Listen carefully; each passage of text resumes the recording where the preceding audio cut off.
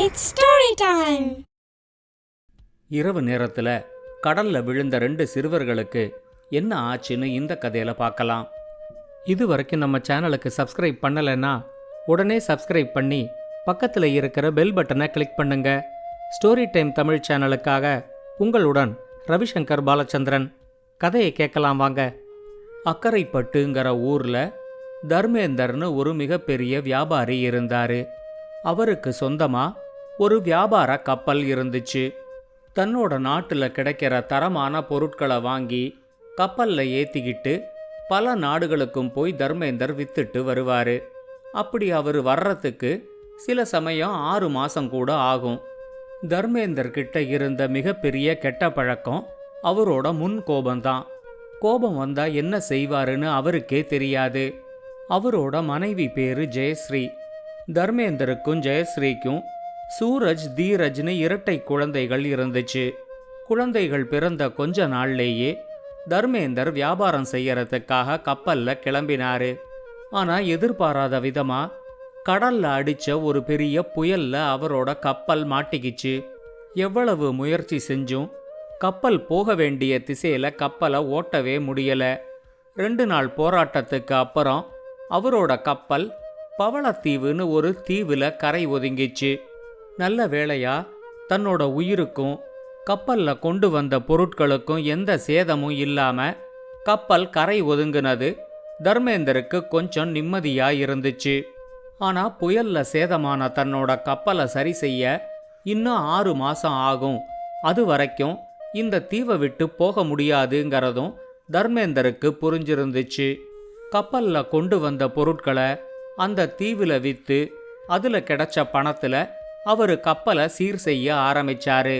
அவரு கொண்டு வந்த பொருட்கள்ல இருந்த தரத்தை கேள்விப்பட்டு அந்த நாட்டோட ராஜா விஜயராஜவர்மா தர்மேந்தரை தன்னோட அரண்மனைக்கு வர சொல்லி பாராட்டினாரு.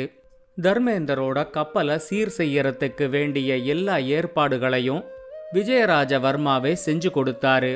கூடிய சீக்கிரத்திலேயே தர்மேந்தரும் விஜயராஜவர்மாவும் நெருங்கிய நண்பர்களாயிட்டாங்க. விஜயராஜவர்மாவுக்கு விமலன்னு ஒரு சின்ன பையன் இருந்தான். விமலனும் சூரஜ் தீரஜும் கிட்டத்தட்ட ஒரே வயசுதான். விமலனை பார்க்கும்போதெல்லாம் தர்மேந்தருக்கு சூரஜ் தீரஜ் ஞாபகம் வரும். தர்மேந்தரோட கப்பல் தயாரானதுக்கு அப்புறம் கூட அவரை மறுபடியும் ஊருக்கு அனுப்புறதுக்கு விஜயராஜவர்மாவுக்கு மனசே இல்லை.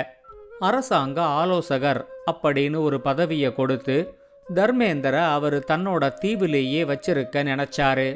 அவர் தர்மேந்தர்கிட்ட, உன் கப்பல்ல நீ கொண்டு வந்த எல்லா சரக்கையும் தான் வித்தாச்சே, இப்ப நீ ஊருக்கு போறதுக்கு என்ன அவசரம், இன்னும் கொஞ்ச நாள் இந்த தீவிலேயே இரு அப்படின்னு சொல்லி 4-5 வருஷம் தர்மேந்தர் அந்த தீவிலேயே இருந்துட்டாரு.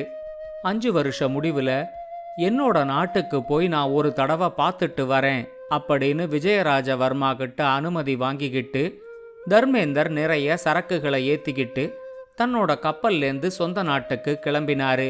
இந்த 4-5 வருஷமும் அவருக்கு என்ன நடந்துச்சுன்னு கூட தெரியாம ஜெயஸ்ரீ ரொம்பவே கஷ்டப்பட்டாங்க. சூரஜுக்கும் தீரஜுக்கும் இப்போ 5 வயசாயிருந்துச்சு.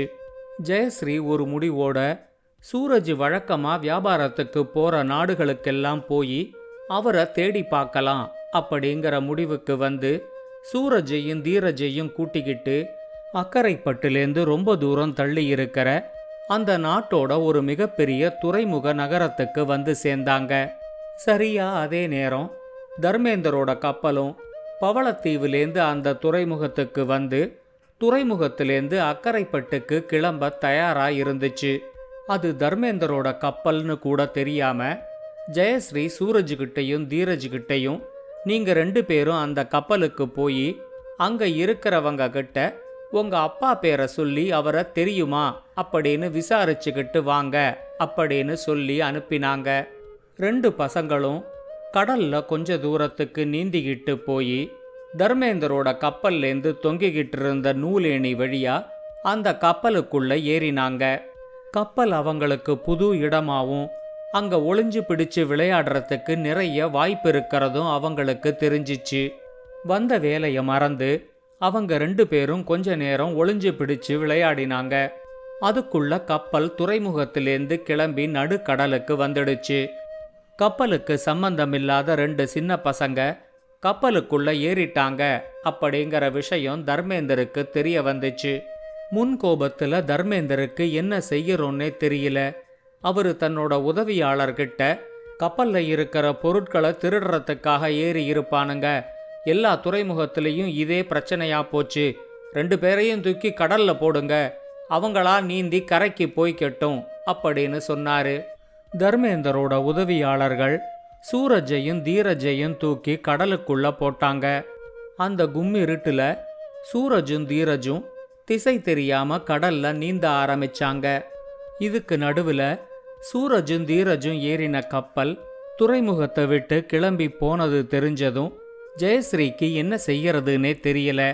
பைத்தியம் பிடிச்ச மாதிரி 4-5 நாளைக்கு அந்த துறைமுக நகரத்திலேயே சுத்திக்கிட்டு இருந்துட்டு ஜெயஸ்ரீ மறுபடியும் அக்கரைப்பட்டுக்கு திரும்ப வந்தாங்க. அதுக்குள்ள அக்கரைப்பட்டுக்கு வந்து சேர்ந்திருந்த தர்மேந்தர் நடந்ததை எல்லாத்தையும் ஜெயஸ்ரீ கிட்டேந்து தெரிஞ்சுக்கிட்டு தன்னோட முன்கோபத்தினால கப்பல்லேருந்து தள்ளிவிட்ட 2 பேரும் தன்னோட பசங்க சூரஜும் தீரஜுன்னு தெரிஞ்சு ரொம்பவே நொந்து போயிட்டாரு. உடனடியா தர்மேந்தரும் ஜெயஸ்ரீயும் மறுபடியும் அந்த துறைமுக நகரத்துக்கு வந்து சூரஜையும் தீரஜையும் அந்த நகரம் முழுக்க தேடி பார்த்தாங்க. 1 மாசம் தேடினதுக்கு அப்புறம் அந்த துறைமுக நகரத்தை ஒட்டி இருந்த ஒரு மீனவ கிராமத்துல அவங்க சூரஜை மட்டும் கண்டுபிடிச்சாங்க. கடல்ல நீந்தி களைச்சு போய் 10 நாளைக்கு பேச்சு மூச்சு இல்லாம கிடந்த சூரஜுக்கு அந்த மீனவ கிராம மக்கள் பல்தேவ்னு பேரு வச்சு அவனுக்கு தேவையான முதலுதவி சிகிச்சைகளை செஞ்சு அவன் உயிரை காப்பாத்தி இருந்தாங்க. மீனவ மக்களுக்கு நன்றி சொல்லிட்டு தர்மேந்தரும் ஜெயஸ்ரீயும் சூரஜ மறுபடியும் கூட்டிக்கிட்டு வந்தாங்க. சூரஜ் அவங்க 2 பேர்கிட்டையும் நடுக்கடல்ல நானும் தீரஜும் விழுந்ததுக்கு அப்புறம் இருட்டுல ஆளுக்கு ஒரு பக்கமா நீந்திக்கிட்டு இருந்தோம். ஆனா கொஞ்ச நேரத்துல எனக்கு மயக்கம் வந்துடுச்சு. அதுக்கு அப்புறம் நான் தீரஜ பார்க்கவே இல்லை அப்படின்னு சொன்னான். தீரஜ தேடி தேடி அலுத்து போய் அவன் கிடைக்காம சூரஜ மட்டும் கூட்டிக்கிட்டு தர்மேந்தரும் ஜெயஸ்ரீயும் அக்கரைப்பட்டுக்கே வந்து சேர்ந்தாங்க. எங்கேயோ ஒரு இடத்துல தீரஜ் உயிரோட இருப்பான் அப்படிங்கிற நம்பிக்கை மட்டும் அவங்களுக்கு இருந்துச்சு. தர்மேந்தரோட குடும்ப ஜோசியர் இந்த பையன் சூரஜ் மரணம் வரைக்கும் போயிட்டு மறுபடியும் உயிர் பிழைச்சு பல்தேவ்ங்கிற பேர்ல வந்திருக்கிறதுனால இனிமே இவன் பேர் பல்தேவ்னே இருக்கட்டும், இதை இவனுக்கு ஒரு மறுபிறவின்னு நினைச்சுக்கங்க அப்படின்னு சொன்னாரு. தர்மேந்தரும் ஜெயஸ்ரீயும் அதுலேருந்து சூரஜ பல்தேவ்னே கூப்பிட ஆரம்பிச்சாங்க. சில வருஷங்கள் தீரஜ தேடுறத தொடர்ந்து செஞ்சுக்கிட்டு இருந்த தர்மேந்தர் படிப்படியா அதை குறைச்சிக்கிட்டு தன்னோட வியாபாரத்துல கவனத்தை செலுத்த ஆரம்பிச்சாரு. இப்படியே 20 வருஷம் ஆயிடுச்சு. பல்தேவுக்கு தன்னோட வியாபாரத்தை கத்து கொடுத்து அவனை தன்னை விட மிகப்பெரிய வியாபாரி ஆக்கணும் அப்படின்னு தர்மேந்தருக்கு ரொம்ப ஆர்வம் இருந்துச்சு. அதனால அவரு வியாபாரத்துக்காக போற நாடுகளுக்கு பல்தேவையும் கூட கூட்டிக்கிட்டு போக ஆரம்பிச்சாரு. அப்படி ஒரு தடவை வியாபார பயணமா போகும்போது பவளத்தீவுக்கு பக்கத்துல அவங்களோட கப்பல் வந்துச்சு. தர்மேந்தர் பல்தேவ் கிட்ட இந்த தீவோட ராஜாவா தான் என்னோட பழைய நண்பர் விஜயராஜவர்மா இருக்காரு, நாம போகும்போது அவரையும் சந்திச்சுட்டு போகலாம் அப்படின்னு சொன்னாரு.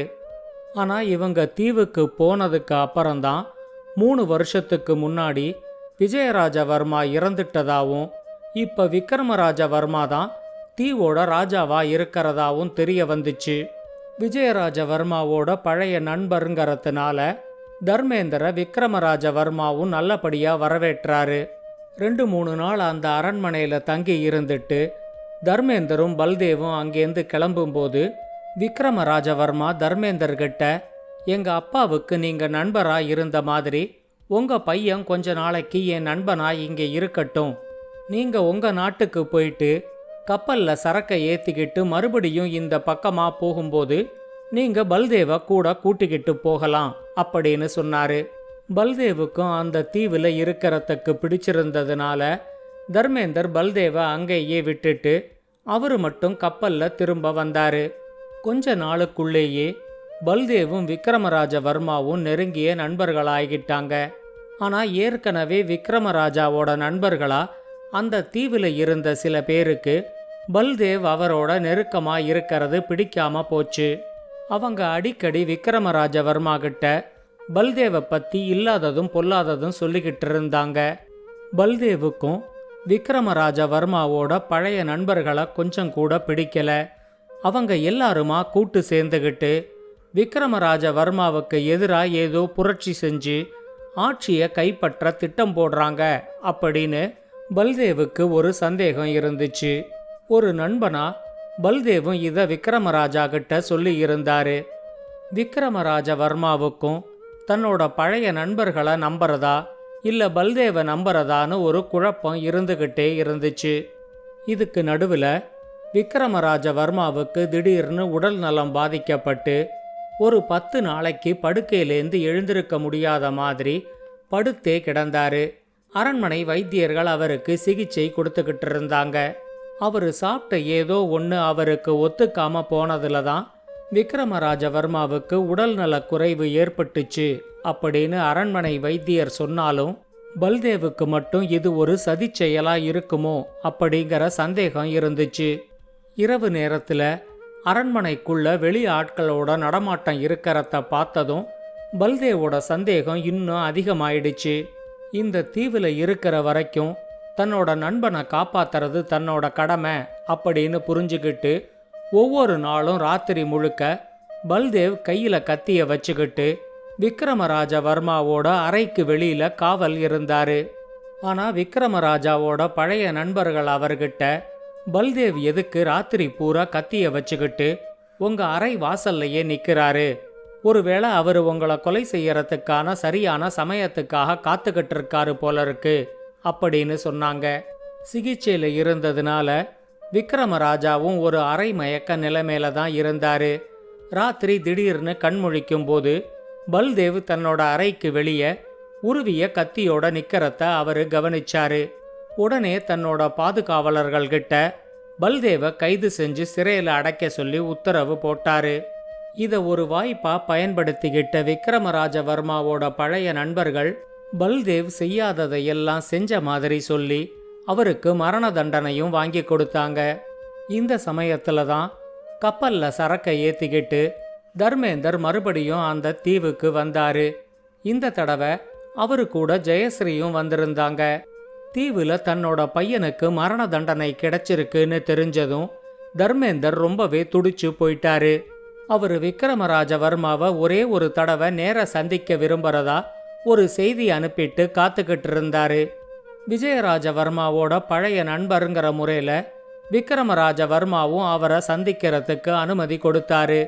விக்ரமராஜவர்மாவை சந்திச்ச தர்மேந்தர் முன்கோபத்துல எடுக்கிற எந்த ஒரு முடிவும் சரியா இருக்காது, என்னோட முன்கோபத்தினால நான் என்னோட இரட்டை குழந்தைகளை கடல்ல தள்ளிவிட்டேன், இவ்வளவு வருஷம் ஆனதுக்கு அப்புறம் கூட அதோட குற்ற உணர்ச்சி இன்னும் எனக்கு இருக்கு, அத மாதிரி நீங்களும் முன்கோபத்துல ஏதாவது ஒரு தவறான முடிவெடுத்துட்டு வாழ்நாள் முழுக்க குற்ற உணர்ச்சியில கஷ்டப்படாதீங்க அப்படின்னு சொன்னாரு. இத கேட்ட உடனே விக்ரமராஜவர்மா, உங்க இரட்டை குழந்தைகளை நீங்க கடல்ல தள்ளி விட்டீங்களா, உங்க மனைவி இப்ப உங்க கூட வந்திருக்காங்களா, நான் அவங்கள பார்க்கலாமா அப்படின்னு கேட்டாரு. கப்பல்ல காத்துக்கிட்டு இருந்த ஜெயஸ்ரீய அரண்மனைக்கு கூட்டிக்கிட்டு வந்தாங்க. ஜெயஸ்ரீய பார்த்ததும் விக்ரமராஜவர்மா தன்னோட அரியணையிலேருந்து எழுந்திருச்சு போய் ஜெயஸ்ரீ காலில் விழுந்து வணங்கினாரு. அப்பவே ஜெயஸ்ரீக்கு அது தீரஜ்னு தெரிஞ்சு போச்சு. இப்ப விக்ரமராஜவர்மா மெதுவா பேச ஆரம்பிச்சாரு. தர்மேந்தரும் விஜயராஜவர்மாவும் ரொம்ப நெருங்கிய நண்பர்களா இருந்தாங்கன்னு உங்க எல்லாருக்குமே தெரியும். தர்மேந்தர் இந்த தீவை விட்டு போன ஒரு வாரத்துக்குள்ள விஜயராஜவர்மாவோட வாழ்க்கையில ஒரு துயர சம்பவம் நடந்துடுச்சு. கடல்ல சுற்றுலா போன அவரோட பையன் விமலனுக்கு எதிர்பாராத விதமா ஒரு விபத்து ஏற்பட்டு அவரோட படகுல இருந்த எல்லாருமே கடல்ல முழுகி இறந்துட்டாங்க. அதுலேருந்து ஒவ்வொரு நாளும் விஜயராஜவர்மா கடற்கரைக்கு வந்து கடலையே வெறிச்சு பார்த்துக்கிட்டு மணிக்கணக்கா நின்னுகிட்டு இருப்பாரு. அப்படி ஒரு நாள் அவர் நின்னுகிட்டு இருக்கும்போது தான் கடல்ல தத்தளிச்சுக்கிட்டு இருந்த என்னை காப்பாத்தின சில பவளத்தீவு மீனவர்கள் என்னை கடற்கரைக்கு கூட்டிக்கிட்டு வந்தாங்க. அரண்மனை வைத்தியர்களும் ரொம்ப கஷ்டப்பட்டு என் உயிரை காப்பாத்திட்டாங்க. விஜயராஜவர்மாவுக்கு இறந்து போன தன்னோட மகனே மறுபிறவி எடுத்து வந்த மாதிரி தோணிடுச்சு. அதனால என் பேரை விக்ரமராஜவர்மான்னு மாத்தி என்னை இந்த தீவுக்கு இளவரசனாவும் அறிவிச்சிட்டாரு அப்படின்னு சொல்லி தன்னோட கதையை சொல்லி முடிச்சாரு. இறந்து போனதா நினைச்ச தன்னோட இன்னொரு மகனும் உயிரோட திரும்ப கிடைச்ச சந்தோஷத்துல ஜெயஸ்ரீ தான் ரொம்ப நேரத்துக்கு அழுதுகிட்டு இருந்தாங்க. சிறையிலேருந்து விடுதலையாகி அரசவைக்கு வந்த பல்தேவுக்கு நடந்ததை எதையுமே நம்ப முடியல. ஆனா தர்மேந்தருக்கு ஒன்று மட்டும் உறுதியா தெரிஞ்சுது. தனக்கு இருந்த அதே முன்கோபம் விக்ரமராஜவர்மா கிட்டையும் இருக்கு. அதை சரிப்படுத்துறது தான் இனிமே தன்னோட முழு வேலை அப்படின்னு அவரு நினைச்சுக்கிட்டாரு. இந்த கதையை பத்தின உங்களோட கருத்துக்களை ஸ்டோரி டைம் தமிழ் யூடியூப் சேனல்லையும் பாட்காஸ்ட்லையும் பின்னூட்டத்தில் கமெண்ட்ஸாக பதிவு பண்ணுங்க. இந்த கதை உங்களுக்கு பிடிச்சிருந்தா லைக் பண்ணுங்க, கமெண்ட் பண்ணுங்க, ஷேர் பண்ணுங்க. மறக்காம ஸ்டோரி டைம் தமிழ் சேனலை சப்ஸ்கிரைப் பண்ணுங்க. அப்படியே பக்கத்துல இருக்க அந்த பெல் ஐகானை கிளிக் பண்ணுங்க.